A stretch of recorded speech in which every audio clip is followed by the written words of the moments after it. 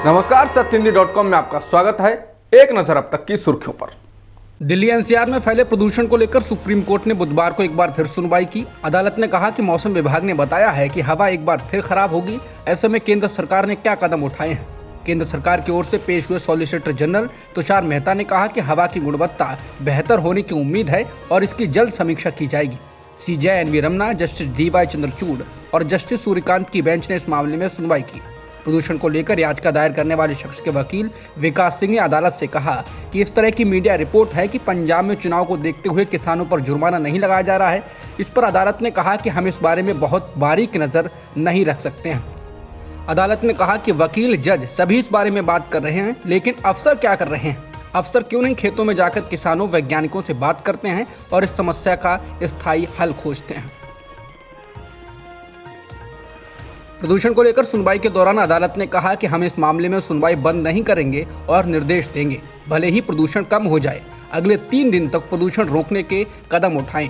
Court ने कहा कि सोमवार को इस मामले में फिर से सुनवाई होगी। अगर हालात बेहतर हुए तो कुछ प्रतिबंध हटाए जा सकते हैं।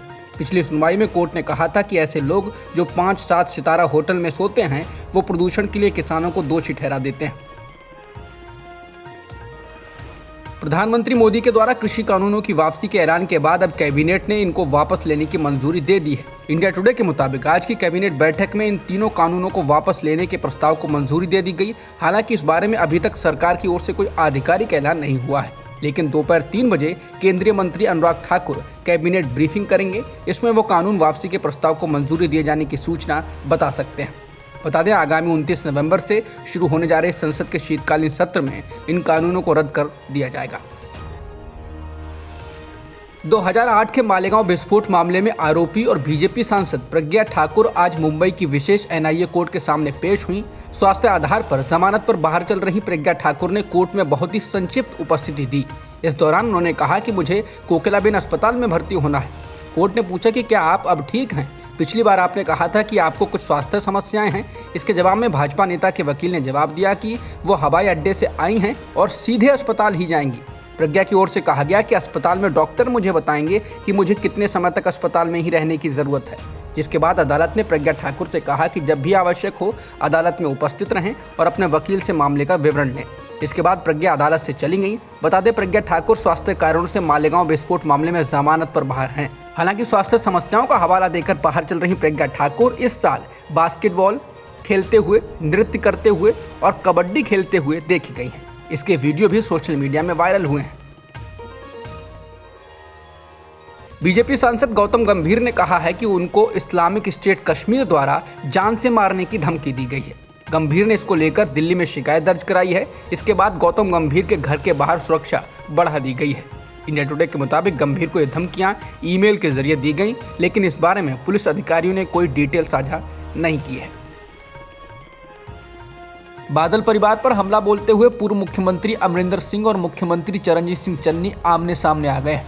बादल परिवार से मतलब पूर्व मुख्यमंत्री प्रकाश सिंह बादल और उनके बेटे सुखबीर सिंह बादल से है।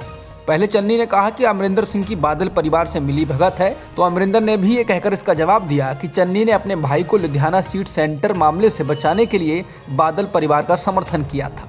अमरिंदर सिंह का कहना है कि उस वक्त की बात है जब चन्नी निर्दलीय विधायक थे।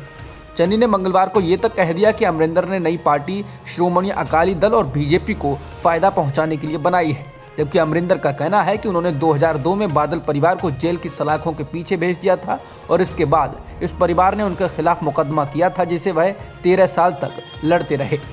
बता दें, मुख्यमंत्री की कुर्सी से हटने के बाद ऐसा नहीं देखा गया था कि चन्नी और कैप्टन ने एक दूसरे के खिलाफ कुछ बोला हो, लेकिन चन्नी का कैप्टन पर हमला बोलना इस बात को दिखाता है कि कांग्रेस को इस बात का अंदेशा है कि अमरिंदर अपनी नई पार्टी के जरिए उसे सियासी नुकसान पहुंचा सकते हैं। क्रिप्टो करेंसी का मुद्दा एक बार फिर लोगों की जुबान पर है। सरकार इस बारे में कई बैठकें कर चुकी है और अब वो संसद के शीतकालीन सत्र में इससे जुड़ा बिल लाने जा रही है। लेकिन बिल लाने की खबर से ही क्रिप्टो करेंसी का बाजार गिर गया। भारत में लाखों लोगों ने क्रिप्टो करेंसी में निवेश किया हुआ है। इस बिल का नाम crypto currency and regulation of official digital currency bill है। संसद का शीतकालीन सत्र 29 नवंबर से शुरू हो रहा है। ये बिल सभी प्राइवेट क्रिप्टो करेंसी को भारत में रोकेगा। हालांकि इसमें कुछ अपवाद भी होंगे। माना जा रहा है कि सरकार इस सत्र में इस बिल को पास कर देगी। सरकार का कहना है कि रिजर्व बैंक ऑफ इंडिया यानी आरबीआई अपनी डिजिटल करेंसी को लॉन्च करेगा। दक्षिण भारत में टमाटर की कीमतें आसमान छू रही हैं। भारी बारिश के कारण महंगा हुआ टमाटर 100 रुपए किलो के पार बिक रहा है। टमाटर की कमी का सबसे ज्यादा शिकार चेन्नई है, जहां इस महीने की शुरुआत में जो 40 रुपए प्रति किलो मिल रहा था वो अब 140 के पार हो गया है। वहीं बाकी देशों में भी टमाटर और बाकी सब्जियां महंगी हैं। कांग्रेस प्रवक्ता पवन खेड़ा ने इसको लेकर मोदी सरकार को घेरा और कहा कि मोदी जी ने देश के लिए जो स्थिति पैदा की है, ऐसा लगता है कि रसोई में धारा 144 है कि आप 4 टमाटर या प्याज से ज्यादा नहीं रख सकते हैं। उन्होंने कहा कि सरकार गैर जरूरी मुद्दों से देश का ध्यान इन मुद्दों से हटाना चाहती है। एक अध्ययन में पता चला है कि कोवैक्सीन की 2 डोज कोरोना के खिलाफ 50% प्रभावशाली हैं। भारत में विकसित कोवैक्सीन की प्रभावशीलता का ये पहला रियल वर्ल्ड असेसमेंट है। The Lancet infectious disease journal में इस अध्ययन को प्रकाशित किया गया है। इसमें इस साल अप्रैल और मई में कोरोना के संपर्क में आने वाले एम्स के स्वास्थ्य कर्मचारियों को शामिल किया गया था। इसी दौरान देश में कोरोना वायरस की दूसरी लहर चल रही थी और इस वक्त डेल्टा वेरिएंट से अधिक संक्रमण हो रहा था। एम्स के निदेशक डॉक्टर रणदीप गुलेरिया ने बूस्टर डोज को लेकर कहा कि भारत में अभी कोरोना वैक्सीन की बूस्टर डोज की जरूरत नहीं है, हो सकता है कि इसकी जरूरत भविष्य में पड़े। उन्होंने कहा कि अभी हमको अधिक से अधिक लोगों को पहली और दूसरी डोज लगाने पर ध्यान देने की जरूरत है, जिससे हम ज्यादा से ज्यादा आबादी को सुरक्षा प्रदान कर सकें। इसके साथ ही उन्होंने ये भी कहा कि भारत में भयंकर तीसरी लहर की आशंका हर गुजरते दिन घट रही है।